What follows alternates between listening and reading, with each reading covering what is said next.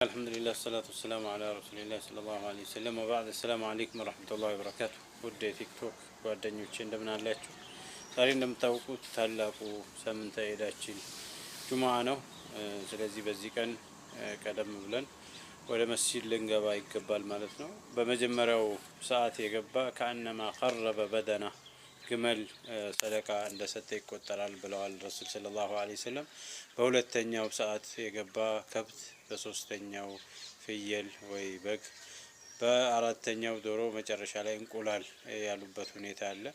የመጨረሻው እንቁላሉ የሚሆነው ኢማሙ ወደ ኹጥባ ከመጀመሩ በፊት ወደ ሚንበር ከመውጣቱ በፊት የደረሰ ነው።